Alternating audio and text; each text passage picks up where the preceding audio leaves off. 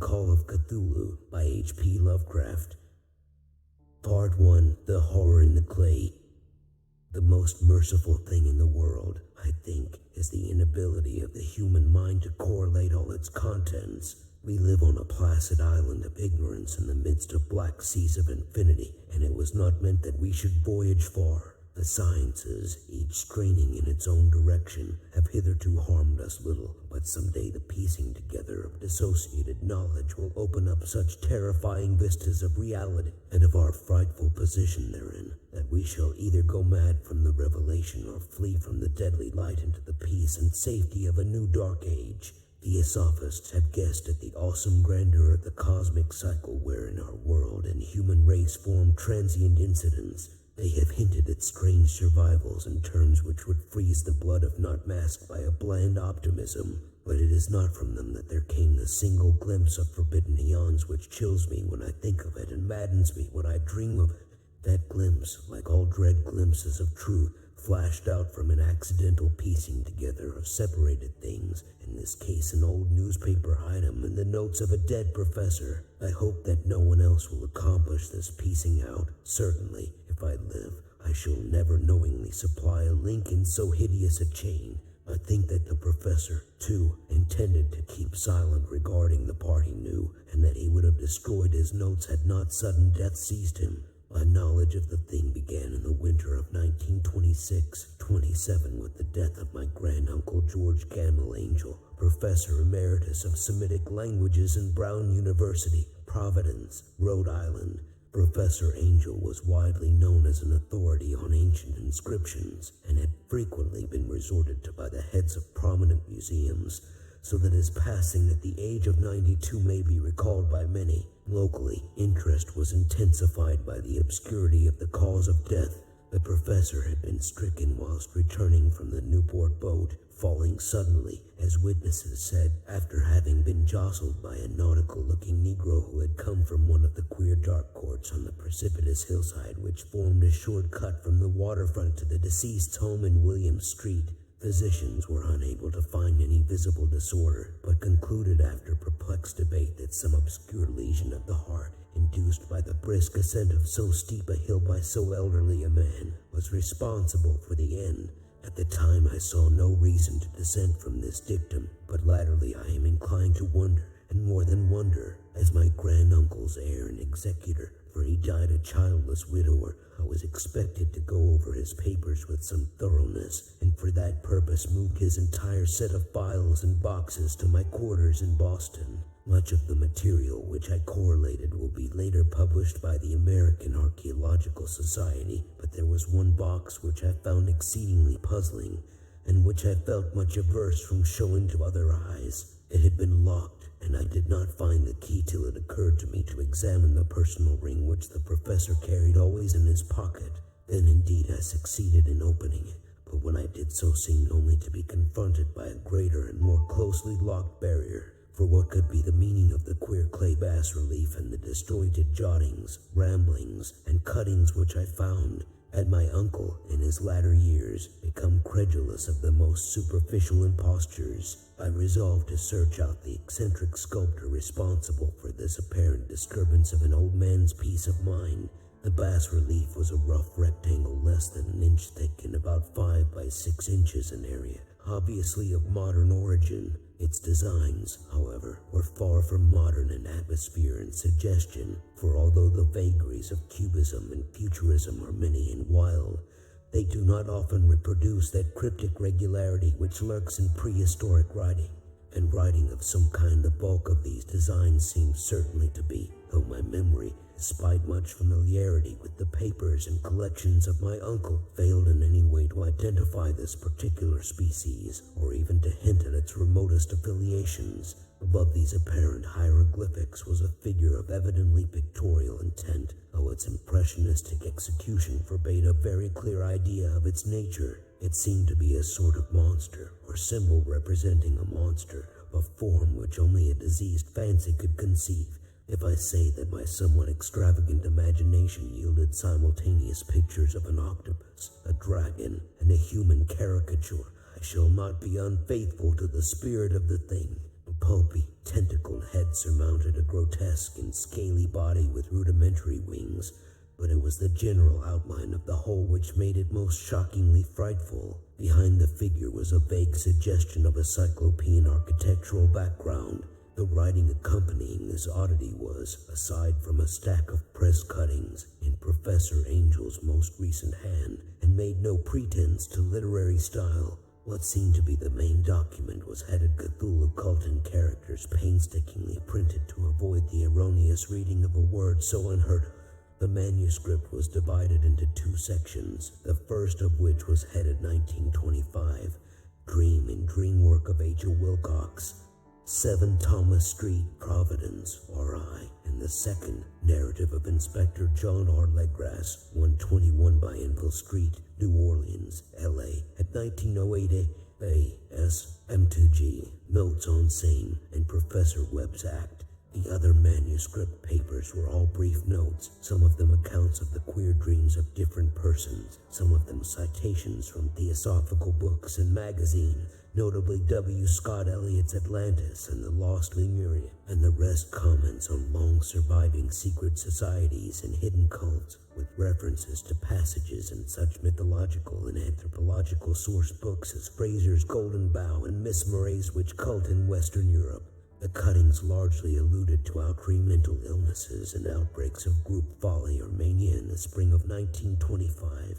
The first half of the principal manuscript told a very peculiar tale. It appears that on March 1st, 1925, a thin, dark young man of neurotic and excited aspect had called upon Professor Angel bearing the singular clay bas-relief, which was then exceedingly damp and fresh. His card bore the name of Henry Anthony Wilcox, and my uncle had recognized him as the youngest son of an excellent family slightly known to him, who had latterly been studying sculpture at the Rhode Island School of Design and living alone at the Fleur de Lis building near that institution. Wilcox was a precocious youth of known genius but great eccentricity, and had from childhood excited attention through the strange stories and odd dreams he was in the habit of relating.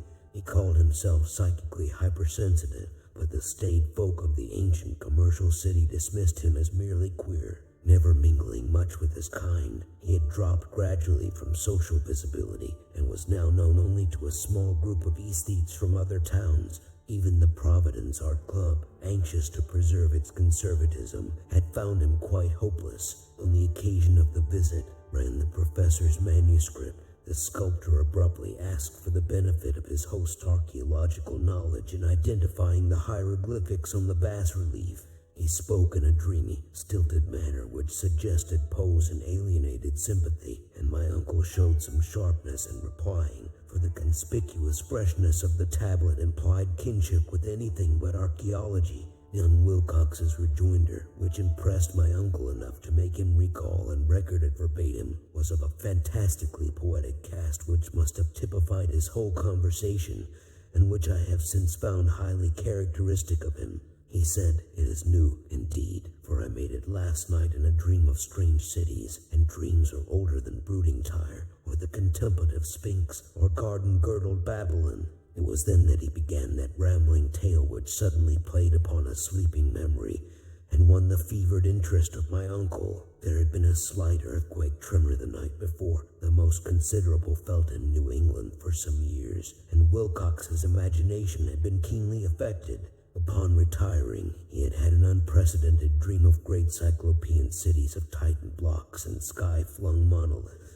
all dripping with green ooze and sinister with latent horror. Hieroglyphics had covered the walls and pillars, and from some undetermined point below had come a voice that was not a voice, a chaotic sensation which only fancy could transmute into sound, but which he attempted to render by the almost unpronounceable jumble of letters, Cthulhu F.H.Tan. He questioned the sculptor with scientific minuteness, and studied with almost frantic intensity the bas-relief on which the youth had found himself working, chilled and clad only in his night clothes, when waking had stolen bewilderingly over him. My uncle blamed his old age, Wilcox afterward said, for his slowness in recognizing both hieroglyphics and pictorial design. Many of his questions seemed highly out of place to his visitor, especially those which tried to connect the latter with strange cults or societies, and Wilcox could not understand the repeated promises of silence which he was offered in exchange for an admission of membership in some widespread mystical or paganly religious body. When Professor Angel became convinced that the sculptor was indeed ignorant of any cult or system of cryptic lore, he besieged his visitor with demands for future reports of dreams. This bore regular fruit, for after the first interview the manuscript records daily calls of the young man, during which he related startling fragments of nocturnal imagery whose burden was always some terrible cyclopean vista of dark and dripping stone, with a subterranean voice or intelligence shouting monotonously in enigmatical sense impacts uninscribable save as gibberish. The two sounds most frequently repeated are those rendered by the letters Cthulhu and Arlae. On March 23rd, the manuscript continued. Wilcox failed to appear, and inquiries at his quarters revealed that he had been stricken with an obscure sort of fever and taken to the home of his family in Waterman Street.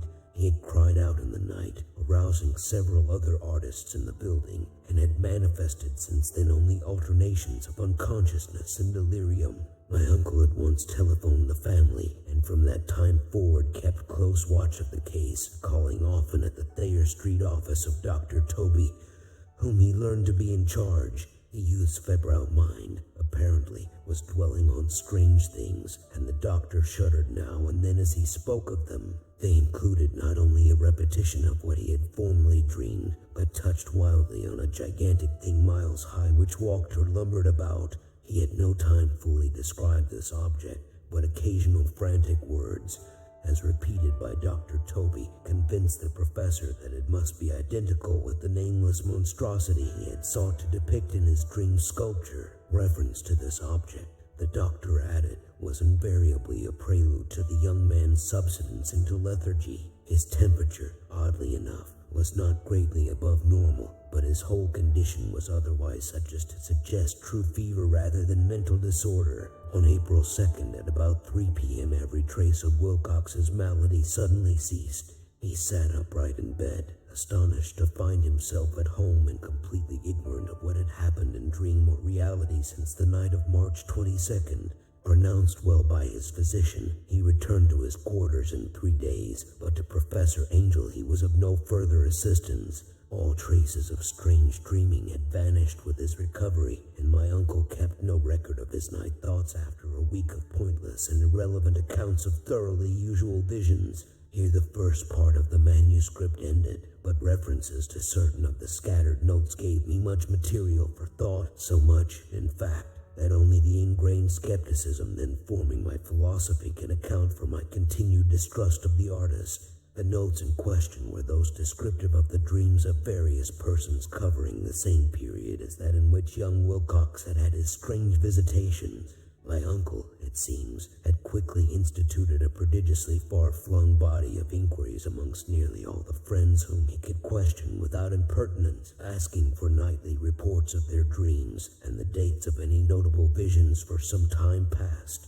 The reception of his request seems to have been varied, but he must, at the very least, have received more responses than any ordinary man could have handled without a secretary. His original correspondence was not preserved, but his notes formed a thorough and really significant digest. Average people in society and business, New England's traditional salt of the earth, gave an almost completely negative result. Those scattered cases of uneasy but formless nocturnal impressions appear here and there, always between March 23d and April 2nd, the period of young Wilcox's delirium. Scientific men were little more affected, though 4 cases of vague description suggest fugitive glimpses of strange landscape, and in one case there is mentioned a dread of something abnormal. It was from the artists and poets that the pertinent answers came, and I know that panic would have broken loose had they been able to compare notes. As it was, lacking their original letters, I half suspected the compiler of having asked leading questions, or of having edited the correspondence in corroboration of what he had latently resolved to see. That is why I continue to feel that Wilcox, somehow cognizant of the old data which my uncle had possessed, had been imposing on the veteran scientist. These responses from me states told a disturbing tale. From February 28th to April 2nd, a large proportion of them had dreamed very bizarre things, the intensity of the dreams being immeasurably the stronger during the period of the sculptor's delirium. Over a fourth of those who reported anything reported scenes and half-sounds not unlike those which Wilcox had described, and some of the dreamers confessed acute fear of the gigantic nameless thing visible toward the last. One case, which the note describes with emphasis, was very sad. The subject, a widely known architect with leanings toward Theosophy and occultism, went violently insane on the date of young Wilcox's seizure and expired several months later after incessant screamings to be saved from some escaped denizen of hell. Had my uncle referred to these cases by name instead of merely by number, I should have attempted some corroboration and personal investigation, but as it was, I succeeded in tracing down only a few.